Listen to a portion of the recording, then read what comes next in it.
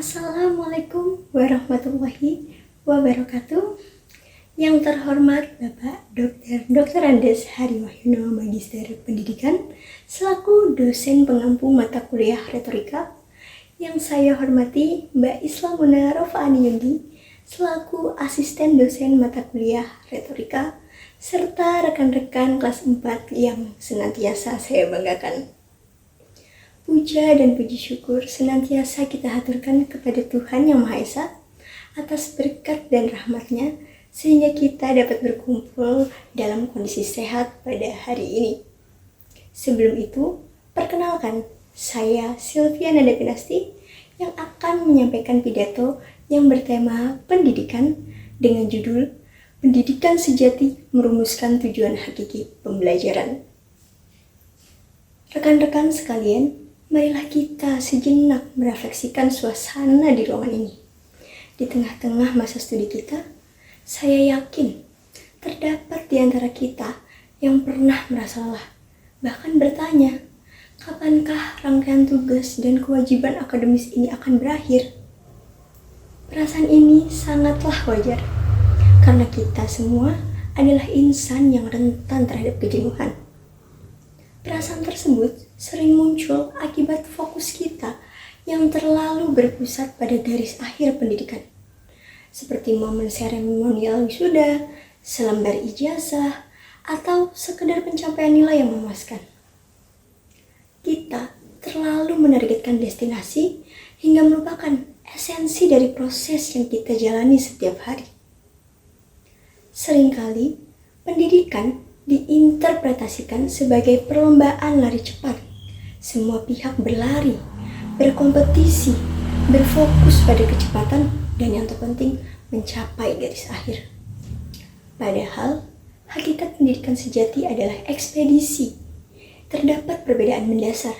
Jika perlombaan lari menekankan kecepatan, sebuah ekspedisi berfokus pada penemuan, pengalaman, dan perubahan karakter yang terjadi sepanjang perjalanan. Pada kesempatan ini, marilah kita alihkan fokus tersebut. Kita akan membahas 3 pilar fundamental yang wajib kita pelajari dalam ekspedisi intelektual kita. Pilar yang pertama yaitu pendidikan adalah kompas, bukan peta. Penting untuk dipahami, nilai akademis A, B, C memang merupakan indikator performa sesaat. Namun, itu bukanlah tujuan akhir. Pengetahuan yang kita serap seperti sejarah, matematika, dan bahasa semuanya berfungsi sebagai kompas. Bayangkan ketika kamu dihadapkan pada tantangan di dunia nyata. Kehidupan tidak akan menyajikan opsi jawaban pilihan ganda. Kehidupan justru akan menyajikan masalah yang kompleks dan menuntut solusi yang orisinal. Pada titik ini, yang akan menyelamatkan kita bukanlah angka yang tertera di transkrip, melainkan metode berpikir kritis yang telah kita latih, serta kerangka logika yang kita bangun. Oleh karena itu, kita harus senantiasa mengajukan pertanyaan, mengapa? Tanyakan pada diri sendiri, mengapa saya harus memahami sejarah ini? Jawabannya, agar saya terhindar dari kesalahan di masa lampau. Atau pertanyaan, mengapa saya harus menguasai rumus fisika ini? Jawabannya, agar saya mampu menciptakan inovasi yang lebih efisien dan berkelanjutan. Pilar yang kedua yaitu keseimbangan antara soft skill dan hard skill. Hard skill merupakan keahlian spesifik di bidang tertentu, seperti pemrograman, akuntansi, atau penguasaan bahasa asing. Hard skill diibaratkan sebagai alat yang tajam, sehingga keahlian ini wajib diasah karena ia merupakan perangkat utama yang kita miliki untuk berfokus dan memperoleh posisi profesional. Namun, kita juga memerlukan soft skill, yaitu kemampuan berinteraksi, berempati, memimpin, dan berkomunikasi. Soft skill diibaratkan sebagai tangan kita. Tangan yang mampu bersalaman, mampu merangkul, dan mampu menjalin kolaborasi. Kita patut merenungkan, di masa depan, kecerdasan buatan atau AI mungkin dapat melampaui ketajaman instrumen keahlian kita. AI mampu menghitung lebih cepat dan mampu menganalisis data dengan lebih akurat. Akan tetapi, perlu diingat, AI tidak mampu mereplikasi keaslian dan empati dari tangan kita. Kecerdasan emosional, kebijaksanaan, dan kemampuan kita untuk berkolaborasi adalah atribut unik yang hanya dimiliki oleh manusia. Maka semestinya, moto kita bergeser, bukan lagi belajarlah untuk berkompetisi, melainkan belajarlah untuk berkolaborasi dan berkompetisi melawan performa kita di hari kemarin. Pilar yang ketiga yaitu kontribusi dan tanggung jawab.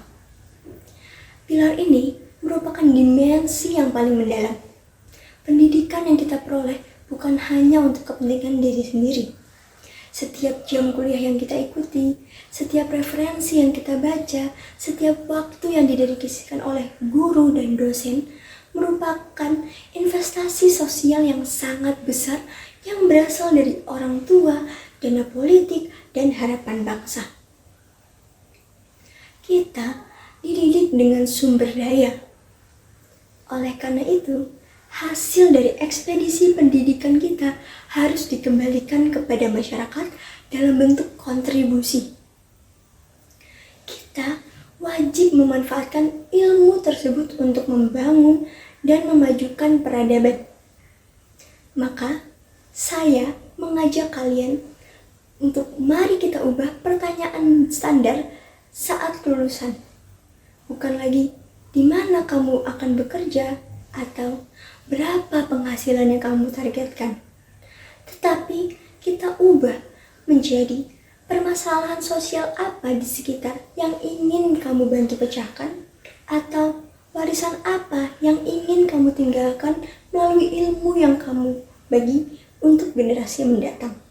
Rekan-rekan sekalian, jangan pernah memandang institusi pendidikan hanya sebagai lembaga penghasil nilai. Pandangan itu terlalu sempit. Jadikan tempat ini sebagai bengkel kerja untuk pengembangan karakter dan laboratorium untuk menguji gagasan-gagasan yang berpotensi mengubah dunia.